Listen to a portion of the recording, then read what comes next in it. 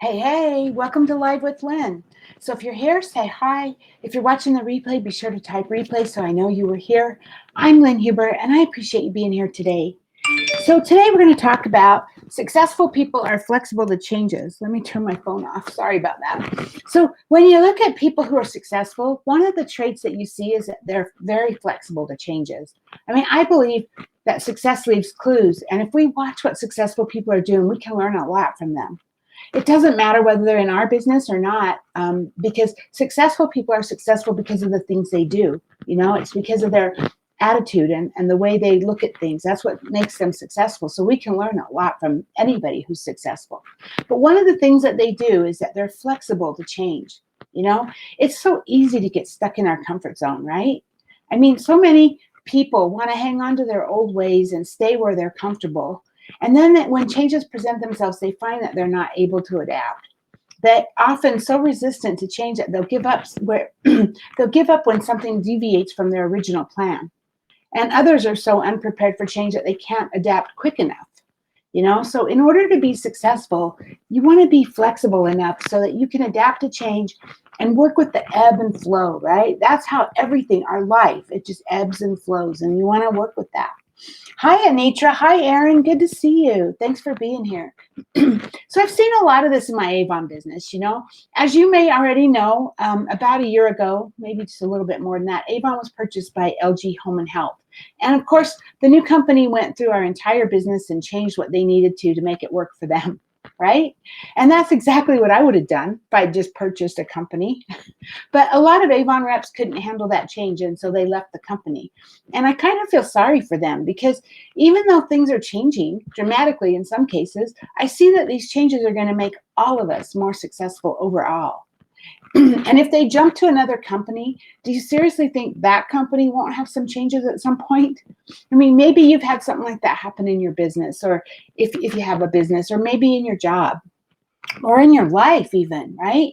I mean, I've been in jobs where that's happened too. You get a new boss and they want everything done differently. We've all been there, right? And I've also I have customers who are upset that Avon's discontinuing products and bringing in new ones and making changes. And I get it. I really do. It seems like every time I find a product I love, even in the grocery store, it gets discontinued. It just seems like that's the way it is. If I fall in love with it, it's going to be gone. And I hate that. But I get over it. And sometimes I find a better product to take its place, and sometimes I don't. But I guess that's life, right? For me, the biggest one was, I don't know if you guys ever remember, I don't think it was that big of a deal, but it was Australian toaster biscuits. Oh my gosh, I loved them. They're kind of like English muffins, but they're different. I loved them. And then they went away. And I still, to this day, look for them. But I guess that's, there's not been anything to replace that. But it is life, right? So any company, I mean, Avon included, has to keep innovating and staying with the time, or they become irrelevant. Anitra says life's changed dramatically this last year and it's part of life. Exactly. COVID has caused so many changes in our lives, right? And yeah, but anyway, so, like I said, Avon included, any company has to keep innovating and staying up with the times or they become irrelevant, right? I mean, I was a buyer for many years. And so maybe I understand more than others, but I totally understand the value of a warehouse slot. Right? In the warehouse, they have these slots and all the products. Each product has its own slot so they can pick it and put it in your order, right? And you can keep an item. You can't keep an item in a slot that isn't selling enough because that's a slot then that could be used for something that could sell a lot more. So as a company, as a big company, when you have a slot that's not selling enough, that's holding you back from something that could help the company make more money, right? And we're talking really big numbers here. I mean, the slow moving item might still be selling thousands of pieces a month, but but the faster moving items might be selling hundreds of thousands a month. So when you're a company, that's what you're looking at. It's not, oh, well, this one product, we have 20 people that love it, right? And so things change, right? As much as it might seem like a positive trait, being headstrong and rigid isn't always the best thing for success. Life is unpredictable. And as much as you might think you'll know exactly how a project or anything is going to work, it might not go that way.